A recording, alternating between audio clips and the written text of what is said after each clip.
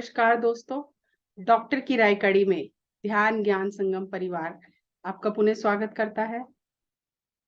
पिछली बार डॉक्टर सचिन गुप्ता जी ने हमें बहुत सारे सूत्र बताए कि हम कैसे स्वस्थ और प्रसन्न रह सकते हैं। तो आइए आज डॉक्टर साहब से कुछ और सूत्र लेते हैं। डॉक्टर साहब, आपका इस मंच पर बहुत बहुत स्वागत है। एक चीज ये है कि जैसे आप होलिस्टिक अप्रोच अपनाते हैं और आजकल लोग ज्यादा फोकस्ड हैं सिर्फ फिजिकल बॉडी पे। मुझे सुंदर दिखना है, उसके लिए चाहे मुझे कितने भी केमिकल कितनी भी चीजें यूज करनी पड़े, तो कहीं ना कहीं जा तो बॉडी के अंदर ही रहा है ना। एक तो खाने जैसे जो हम खा रहे हैं, तो आज की डेट में अगर हम चाहें कि हमें प्योर फूड मिले तो कहीं से नहीं मिलेगा, जो है वो तो खाना ही पड़ेगा। लेकिन जो ये चीजें हमारी बॉडी पे, ये जो केमिकल, क्या कहीं आप ये भी रीजन देखते हो कि जो हम ओवरली केमिकल यूज कर रहे हैं हर चीज में, क्या वो भी, उसका भी इफेक्ट है कि ये कैंसर आज इतना बढ़ गया है? सो कॉस्मेटिक्स है हर चीज में। यस सो उसमें भी अब कॉस्मेटिक्स बहुत तरह के हैं, बहुत कंपनीज हैं। और वो कैसा कैसा क्या मटेरियल इस्तेमाल कर रहे हैं, एक जो इंसान है उसके पीछे नहीं जा सकता है। ना हम वो स्टडी कर सकते हैं, ना हम उसकी जांच करवा सकते हैं। सुंदर दिखना एक सबकी एक रिक्वायरमेंट है। हम एक एक we should look good, we should be presentable, right. But एक ऑब्सेशन होना ठीक नहीं है कि सारा पूरा का पूरा जो समय है हम सुंदरता के जो एक्सटर्नल आउटवर्ड अपीयरेंस और सुंदरता पे लगा दें, वो एक सही अप्रोच नहीं है। हमें अपनी फिजिकल अपीयरेंस को, ठीक है, थोड़ा समय देना है। अदरवाइज हमारे जो रिलेशंस हैं, हमारा जो प्रोफेशन है, हम कहीं जा रहे हैं, लोगों से मिल रहे हैं, if you are not presentable तो हम उनसे अपनी रेपो नहीं बना पाएंगे, अपना सोशली हम आउटकास्ट हो जाएंगे, राइट। एक एक सोशल रिक्वायरमेंट है, एग्रीड। बट ऑब्सेशन लेवल पे करना वो ठीक नहीं है। एक अंदर से जो शरीर का स्वस्थ होना और मन और आत्मा की सुंदरता होना, वो एक उससे कहीं ज्यादा एक अधिक इम्पोर्टेंट एक चीज है। तो उस पे भी समय लगाना बहुत जरूरी है। और मन और आत्मा की जो सुंदरता है वो आएगी जब हम अपने रिलेशन ठीक रखेंगे, जब हम फॉरगिवनेस और ग्रेटिट्यूड के साथ ऑपरेट करेंगे, कुछ ध्यान में बैठकर कुछ अंतर अवलेशन करेंगे, कुछ अपने आप को इंट्रोस्पेक्शन करेंगे और आत्मचिंतन। आत्मचिंतन करेंगे, फॉरगिव करेंगे, माफ करेंगे, अंदर अंदर ना ग्रजेस नहीं रखेंगे, और एक बहुत एक एक पीसफुल स्टेट से आएंगे, काम स्टेट ऑफ माइंड रखेंगे, तो हमारे बर्ताव में पीस, कामनेस आएगी, कोमलता आएगी, है ना। तो उसमें हमारी जो है अंदर मन और वो स्वस्थ रहेगा। और जिसकी वाणी नम्र है, बोलने में जो अच्छा है, तो आउटवर्ड अपीयरेंस मैटर नहीं करेगा। बहुत से लोग जो अपने आप को समझते हैं कि वो देखने में सुंदर नहीं है, अब कई लोगों को कॉम्प्लेक्स है, इंफीरियोरिटी कॉम्प्लेक्स हो जाता है कि मेरी हाइट कम है। और बट ऐसे बहुत से उदाहरण हैं संसार में जिन लोगों की हाइट कम थी। अब हमारे प्रेसिडेंट थे एपीजे अब्दुल कलाम, उनकी हाइट कोई बहुत ज्यादा नहीं थी। प्राइम मिनिस्टर लाल बहादुर शास्त्री, उनकी हाइट ज्यादा नहीं थी। तो ऐसे बहुत एग्जाम्पल, इवन स्पोर्ट्स में, even Sachin Tendulkar is not a very tall player, है ना। उनकी यस। हाइट एक एवरेज हाइट की है, पर देखो उन्होंने कितना अपने आप को किस शिखर तक पहुंचे हैं अपने प्रोफेशन में। तो बहुत से लोग कम हाइट के बावजूद बहुत आगे पहुंचे हैं। इसी तरह से जो कलर ऑफ स्किन है उस पे बहुत ज्यादा ऑब्सेशन है, फेयर दिखना। हमारे कंट्री में, जब से ये ब्रिटिशर्स ने राज किया और ये यूरोपियन सब आए गए, तो बहुत सा फेयर स्किन का एक बहुत बड़ा ऑब्सेशन है, which again is a wrong concept. वो कहीं ना कहीं ओवर सेंचुरीज हमारे सबके अंदर एक कॉम्प्लेक्स आ गया एक फेयर स्किन का। और उसके लिए ये क्रीम्स आ गई, फेयर एंड लवली, एंड सबका फोकस वो है, जबकि एक it's only a difference in the colour of skin, हर किसी की जो है। और रादर जो वो लोग हैं उनको हमारी स्किन बेटर लगती है। यस। जो यूरोपियंस हैं, they find that our skin is better, जबकि हमारा ऑब्सेशन ये है कि वाइट स्किन इज बेटर। ये कहीं ना कहीं धारणा ही बनी हुई है। यस। डॉक्टर साहब, मैं आपसे एक चीज और जानना चाहूंगी कि जैसे बहुत सारी ऐसी हमारे, जैसे आपने कहा, धारणाएं बनी हुई हैं इस तरह की, और हम उनके पीछे पागल हो जाते हैं, भागते रहते हैं। तो ये जो आप जो इतना हर समय पेशेंट्स को ट्रीट करते हो, कैंसर पेशेंट्स को, तो आप तो एक मेडिकल फील्ड से हो, तो आपका झुकाव ये माइंड बॉडी ये होलिस्टिक अप्रोच की तरफ कैसे हुआ? सो शुरू से ही देखो, हमारे परिवार में हम एक धार्मिक परिवार से तो हैं ही हैं। तो मेरा जो इंस्पिरेशन है और जो मेरी जो ब्लेसिंग्स हैं, वो श्री श्री परमहंस योगानंदा से हैं, जो कि मेरे गुरु हैं। और ऑटोबायोग्राफी ऑफ ए योगी एक बहुत फेमस बुक है जो उनकी ऑटोबायोग्राफी है। तो I read this book when, जब मैं 10+2 की तैयारी कर रहा था, जब और ये प्री मेडिकल एंट्रेंस टेस्ट में। और उस समय मैंने पंजाब में आई वाज नंबर 1 पोजीशन, जब ये 10+2 का एग्जाम हुआ। और पीएमटी में भी जो पंजाब का था, I was number 2 rank. And फिर ड्यूरिंग एमबीबीएस ऑल्सो मैंने दोबारा से ये बुक पढ़ी, और वहां से ही मेरी इंस्पिरेशन आ रही है, गुरु जी के जो विचार हैं, जो उनकी राइटिंग्स हैं। और उनसे मेरा जब ये संपर्क हुआ उनके विचारों से और राइटिंग से, वहीं से मैंने इस चीज को पकड़ा। और भी बहुत सोर्सेज हैं। और पत्री जी जो हैं पिरामिड सोसाइटी के जो संस्थापक हैं, उनका भी मेरा उनसे भी संपर्क है। और I have visited the your Bangalore centre, और बहुत सी इवेंट्स हमने अटेंड की हैं। और भी ऐसे जो स्पिरिचुअल सोर्सेज हैं, वहां से जो इन्फॉर्मेशन और जो ब्लेसिंग्स मिली हैं, तो I try to learn all this things. जैसे मैंने प्राणिक हीलिंग, रिकी, और पास्ट लाइफ रिग्रेशन थेरेपी, तो इन सब चीजों के विषयों जो है मैंने पढ़ा भी है और प्रैक्टिस भी किया है। एंड तो I am trying to integrate these things, कि हम सिर्फ फिजिकल बॉडी पे ना करके हम अपने पेशेंट्स को ये जानकारी देना चाह रहे हैं कि वो अपनी माइंड और सोल की तरफ भी ध्यान दें। बिकॉज सिर्फ फिजिकल बॉडी पे अगर हम ध्यान देंगे, तो पूरी तरह से स्वस्थ होना वो शायद संभव नहीं है। वो ये ठीक है कि जब पेशेंट्स आते हैं वो इतनी ज्यादा सफरिंग और पेन में होते हैं कि पहले फिजिकल सफरिंग रिलीव करना जरूरी है। बट उसके कई कारण, अब जैसे हम कैंसर के कारणों की जो बात कर रहे थे, तो वो बात कुछ अधूरी रह गई थी। कुछ कारण पीछे माइंड और सोल से आ रहे हैं, जो हम ओवर ए पीरियड ऑफ, ये पास्ट लाइफ से भी हो सकते हैं, ये हमारे बचपन से भी हो सकते हैं, ये हमारे रिलेशनशिप्स में हो सकते हैं। इसमें there could be lack of forgiveness, grief, hurt जो हमने जमा कर रखी है अंदर। और ये सारा, so there is an interplay of our emotional, जो हमारा सिस्टम है ब्रेन में। So there is a limbic system which processes emotions, और एक हमारा इम्यून सिस्टम है, एक हमारा एंडोक्राइन सिस्टम है, जो हार्मोन्स बनते हैं ग्लैंड्स। हाँ जी। So this is, so this emotional neuro endocrine immune system का जो एक्सिस है, इंटरप्ले है, ये हमारी बॉडी पे सारे ऑर्गन्स पे प्रभाव कर रहा है। और उसके पीछे एक हमारी जो एस्ट्रल बॉडी है, जो सूक्ष्म शरीर है, उसमें एक चक्रा सिस्टम है, जिसको कि हमारी मेडिकल साइंस तो रिकॉग्नाइज नहीं करती है। पर वो हमारे जो वैदिक सिस्टम है, उसमें, इस स्पिरिचुअल साइंस में, इस चक्रा सिस्टम को बहुत अच्छे से आइडेंटिफाई किया हुआ है, कि behind this physical body vehicle is a spiritual instrument. और उस स्पिरिचुअल इंस्ट्रूमेंट में जब कभी ब्लॉक आएगा, वो ब्लॉक क्यों आएगा?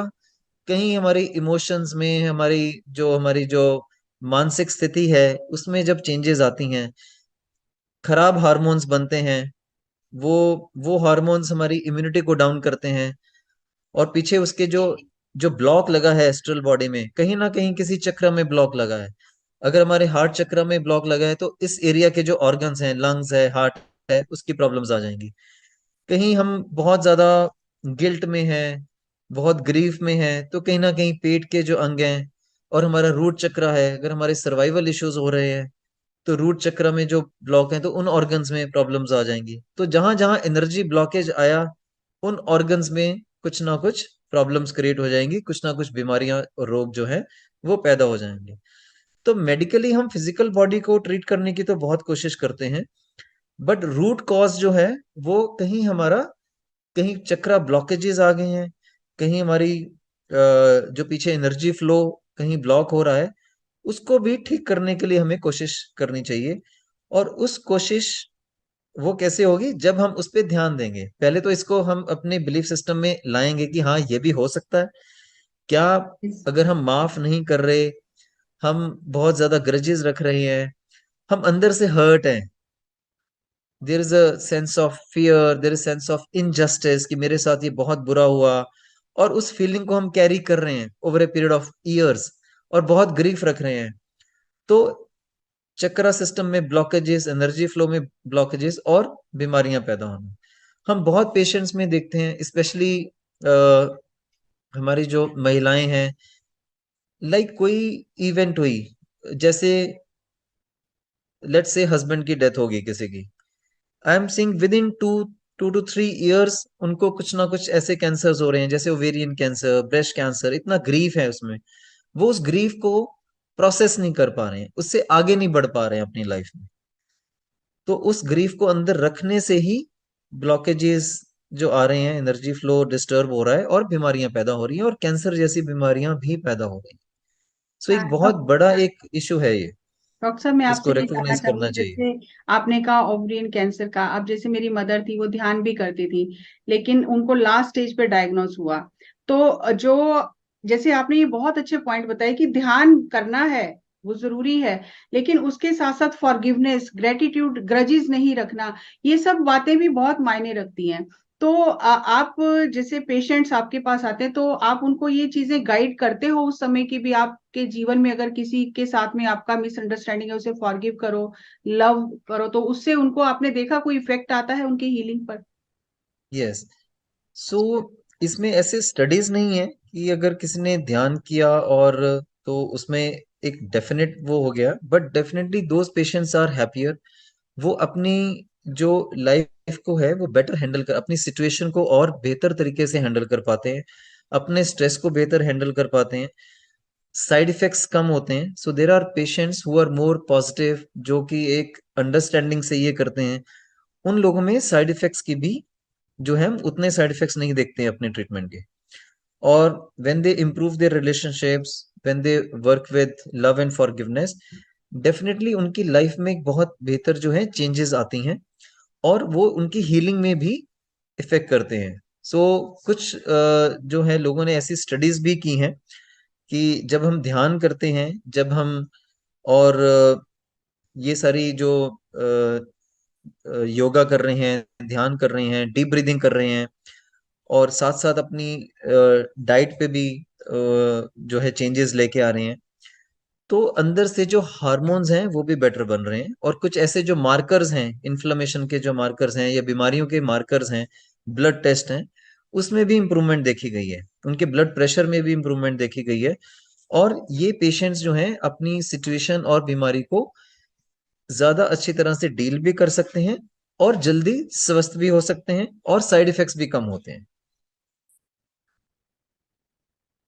अब म्यूट में है। एक चीज और जानना चाहूंगी कि जब आपके पास पेशेंट आता है, चाहे वो फर्स्ट स्टेज में हो, कैंसर नाम ही अपने आप में डरा देने वाला है कि बस अब तो गए, अब तो मतलब मृत्यु दंड मिल गया है अब। और फैमिली के लोग भी बहुत डरे होते हैं, जैसे आपने बताया कि लोग चाहते ही नहीं है कि बताया जाए। मैंने भी एकदम से मदर को नहीं बताया कि वो फाइनल स्टेज पे पहुंच गई हैं।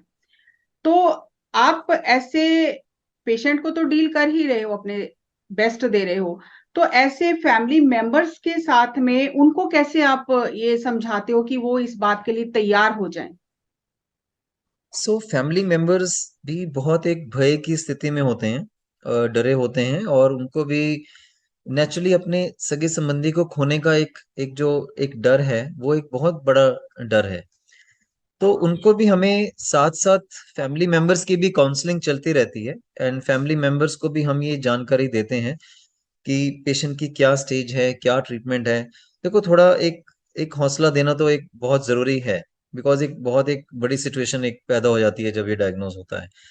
तो इस इंफॉर्मेशन को जो लेने में कुछ समय लग जाता है। And first stage is stage of shock, फिर आती है stage of acceptance, right? So shock, acceptance, then we move to stage of action, right? So, ये एक प्रोसेस करने में कुछ दिन, कुछ हफ्ते तो लगते हैं, और जितना जल्दी हम इसको इंफॉर्मेशन को प्रोसेस करके एक्शन की तरफ बढ़ते हैं, उतना ही बेहतर रहता है। अगर हम शॉक में ही रहेंगे और कुछ उसके लिए कुछ एक्ट नहीं करेंगे, तो नेचुरली बीमारी बढ़ जाएगी, और उसको फिर और कंट्रोल करना या ठीक करना और मुश्किल हो जाता है। तो इसके लिए हमें बहुत से फैमिली काउंसलिंग जो है ट्रीटमेंट के साथ साथ चलती रहती है, और एक स्पिरिचुअल इंफॉर्मेशन नॉलेज देना भी एक साथ साथ चलता रहता है।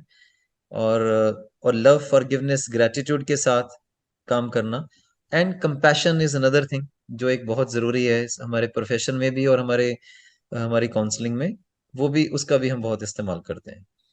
डॉक्टर साहब, आपने जैसे इतनी सारी बातें बताई, हीलिंग थेरेपीज इतनी सारी हम यूज, ये जो आप बता रहे हो फॉरगिवनेस है, ये तो खुद ही करना है ना, हमें ही करना है, इसमें तो डॉक्टर कुछ नहीं कर सकता। डॉक्टर सजेस्ट कर सकता है कि आप इस तरह से अपने आप को रिलैक्स कर सकते हो, अपने ये जो सप्रेशन है इसको रिलीज कर सकते हो, और जो करेगा तो वो अपने आप उसका इफेक्ट उसको दिखेगा। तो ये मैं आपसे जानना चाहती हूँ कि बहुत सारे लोग ध्यान भी करते हैं, बहुत सारे अच्छा जीवन जीते हैं, ईमानदारी से रहते हैं, लेकिन फिर उनको भी ये चीज आ जाती है, तो कहाँ कहीं ना कहीं जैसे आपने कहा ये पास्ट लाइफ और कर्मा का भी पार्ट है, उसे एक्सेप्ट ही करना है हमें। यस। सो एक ये बहुत एक डिफिकल्ट विषय है जो आपने अभी जो प्रश्न पूछा है। अब जैसे हमारे पास कई बच्चे भी आते हैं कैंसर से, बहुत छोटे बच्चे, मतलब 1 साल 2 साल 4 साल ऐसी एज में भी कैंसर्स होते हैं। सो कई बार चैलेंजेस जो हैं वो पेरेंट्स के लिए भी हो सकते हैं अगर बच्चे में कैंसर आ रहा है, राइट। यस। सो दिस इसमें बहुत कुछ कार्मिक है, बहुत कुछ हमने, जब हम कहते हैं ना लाइफ चार्ट हम बनाते हैं जन्म लेने से पहले, तो अपने चैलेंजेस हम, हर सोल अपने चैलेंज डिफाइन करके आता है लाइफ में, मेजर इवेंट्स जो हैं। यस। सो बहुत कुछ कार्मिक और पास्ट लाइफ और उससे हो सकता है, but this is not punishment. कई बार हम सोचते हैं कि मैंने कुछ बुरा किया है और ये ईश्वर ने मुझे पनिशमेंट की है। So so divine mother and father who is all loving, right, वो हमें पनिश नहीं कर सकते हैं। ये सोल ने खुद ही अपने चैलेंजेस बनाए होते हैं, बट ऑफ कोर्स इस जीवन में हम वो भूल जाते हैं कि हमने ये चैलेंज क्यों बनाए हैं। सो ईश्वर को दोष नहीं देना है, कहीं ना कहीं वो चैलेंजेस हमने ही क्रिएट किए हैं, कुछ अपना जब लाइफ चार्ट हमने बनाया प्लान किया। बट ये समझना मुश्किल है। हो सकता है ध्यान में जब हम डीप जाएं या ईश्वर से हम प्रार्थना में अपने इसके रीजंस की तरफ जाएं, तो खुद ही हमें ये अंडरस्टैंडिंग आ सकती है। कोई दूसरा तो आपको नहीं बता सकता है, जब ये हमें कोई कारण, ऑब्वियस कारण जब नहीं दिख रहा है, और डॉक्टर्स कैपेबल नहीं है कि आपके हर जीवन के हर कारण और पास्ट लाइफ जो कारण है या कार्मिक रीजन है वो हम बता सकें। मे बी जो अवतारी पुरुष हैं, परम ज्ञानी हैं, वो शायद देख सकें, बट ऐसे आमतौर पे ये संभव नहीं है। हाँ सो जी। अगर नहीं है तो हमें एटलीस्ट फिर भी कोशिश करनी चाहिए, and we have to surrender to to the almighty.